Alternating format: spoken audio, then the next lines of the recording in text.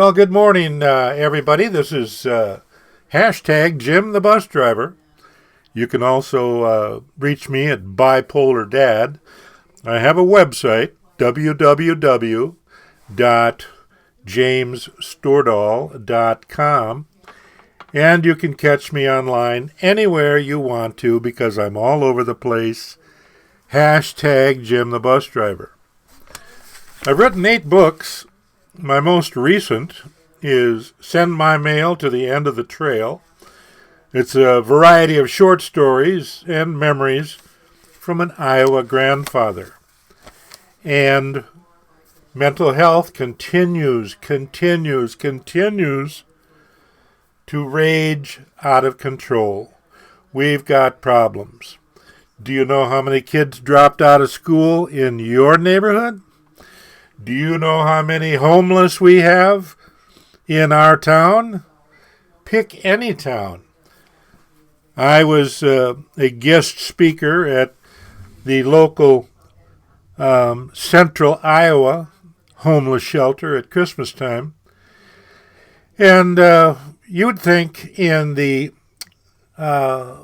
beautiful, well-fed state of Iowa, you wouldn't have any homeless. Well, just in the Des Moines area, which is Polk County, just in the Des Moines area, there's over 700 homeless. In the state of Iowa, more than 2,000 homeless. Nationwide, more than 730,000 homeless. We're going to have to start looking at putting them in little apartments and hotels and put them into the empty spaces that are now the shopping malls that were famous in the 60s, 70s, and 80s. And you can't go to any town in the U.S. now without driving by a vacated or mostly empty shopping mall. I'm going to read a few pages out of my most current book, Send My Mail to the End of the Trail. I self-publish my books. I started on Amazon many years ago, maybe 10 years ago, because I had a lot to say. I was journaling a lot. Then I started writing, again, thanks to Amazon and their great writing platform called Create Space. And they've helped move me along and helped introduce me to a brand new society, all the different author fairs that are available in the area, in the 5-state area. I think every state has libraries that reach out and we'll have author fairs, and you'll be very interested to find the broad spectrum or the many genres that are represented at an author fair. Here in Johnston, Iowa, which is a suburb of Des Moines, a well-heeled, high-rent area of the town. We had about 40 people last year. Here in Ankeny, we had, again, about 35 people, authors that have been writing. A lot of us sell online, and we'll sell our books in the $10 range. You can go on Amazon, type up my name, James Stordahl, and you can find the 8 books that I've written, and they deal with mental health awareness. Again, because I am bipolar too. Today is a good day. Dopamine hit has come in, meaning I'm feeling really good. The weather has cleared. That helps. The chiropractor has straightened out my back. I go there twice a week. And mental health is a constant battle. For those of you that don't have it or don't recognize it, Don't fool yourself. There are a number of issues that pile up much more frequently now because this is such a screen-savvy world we live in. Let me start out on my opening page of Send My Mail to the End of the Trail. Our fragile society. Anxiety and depression are rising. The U.S. is ill-prepared, with some clinics already on the brink of collapse. Isolation and economic upheaval caused by the coronavirus pandemic that started in 2020 and is back again with another new number, another new name. Coronavirus has been with us for about 5-6 years now. It is resulting in a sharp spike in people seeking mental health help. Mental health help. Oh, that's funny. I should bleep that out, but I'm going to keep that in. Just as the initial coronavirus outbreak caught hospitals unprepared, the country's mental health system, vastly underfunded, fragmented, and difficult to access before the pandemic, are even less prepared to handle this ongoing surge of depression, substance abuse, post-traumatic stress disorder, and suicide. I've written in the number 988 because that's the new federal number that's been active for about 2 years now. 988, that is a suicide helpline, 24 hours a day, 7 days a week. Write down 988. It is as important as 911. 988, Suicide Prevention Hotline. Nearly half of Americans report the coronavirus crisis is harming their mental health. That's according to the Kaiser Family Foundation poll.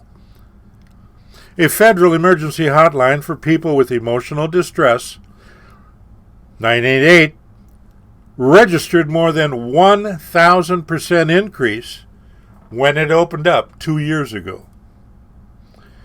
So, you thought you would always have a job or always able to get one. Just punch in, do what is expected, and punch out. Maybe call in sick every few weeks. And let that 35% of the population do the heavy work of electing those that will write and pass the bills. Yes, 35%. Less than half of the U.S. eligible voters, 150 million voters, gave us the mess we have today. 75 million stayed home or were too busy to be bothered with the last election. I know that my years with the Postal Service has given me a very pessimistic view of the 20 million unemployed right now. I'm just one of the many that were beaten up by the management-heavy quasi-government agency, the U.S. Postal Service, the paragon of mediocrity. So many slackers, so many awkward folks getting promotions due to who you knew. Nepotism, cronyism, outright abuse, an accident waiting to happen. Encouraged and voted on by the Republican Party, who has been trying to privatize the Postal Service for more than 25 years. How's your Postal Service today? When is it coming? How late is your mail when the regular takes a day off? They used to run through the routes. In order to get it done, you got paid for a full 8 hours. Now, nobody runs through the route because when you are done and you go in, the boss gives you the magic words, "Here!" hands you another hour's worth of work in a strange part of town that you've never been in. Maybe that's in other agencies. I can only speak for the Postal Service. I can also talk about the U.S. Army. the U.S. Navy, the Iowa National Guard, Army National Guard, 3 ambulance companies in Minneapolis, 4 tour bus motor coach companies in Iowa. I've had 68 jobs, so I guess the fault is mine. Have I been too demanding? Have I been too soon to pull the plug? Or maybe I was a scout for what is going on now. Here's a quote from Winston Churchill. If you don't know who that is, look him up. Success is not final. Failure is not fatal. It is the courage to continue that counts. Winston Churchill. I just finished a webinar for a local foundation here in Des Moines. I got selected off of my Gig Masters website. They were looking for people that had experience with job loss. Somebody that knows how to get back up and get going again. The original meeting was at a local hotel. The coronavirus shut that down. So a few weeks later, the coordinator called and asked if I would be available for a Zoom video conference. Well, by the time this book was published, the reference to Zooming became second nature, because it is and still is the go-to avenue of communication for all of us stay-at-home types and the work-from-home types. This virus that has overtaken us since 2020 has us at home. It is a depressing blanket over all of us, and depression is something that I have a lot of experience with. This is a new era for all of us. Maybe we will all gather again. I doubt it. I suspect a number of mini Civil War type revolutions that will have to be taken care of. Think about what I just said. Then there is the folks that were too busy working to pay attention to what was being done to them. Like before Ronald Reagan. Look him up. The very richest paid at least 74% of their income in taxes, and CEOs took home just 30 times what their workers did. America's middle class was created. Then Ronald Reagan cut taxes on the richest down to 28%. 74% down to 28%. He also gutted unions. And now CEOs make 300 times more than workers. The middle class is gone, and there are 10 million or more working poor. Should we be worried? You bet your bippy we should be worried, although that horse has already left the barn. Worry has been a burden for many years. Worry is a destructive habit in life and in business. Since the virus downturn, I've had the opportunity to reread a couple motivational books from the business legend Harvey Mackay. His bestsellers, Swim with the Sharks Without Being Eaten Alive, and Beware the Naked Man Who Offers You His Shirt, have been named by the New York Times as two of the most inspirational business books of all time. And inspiration is something we can all use.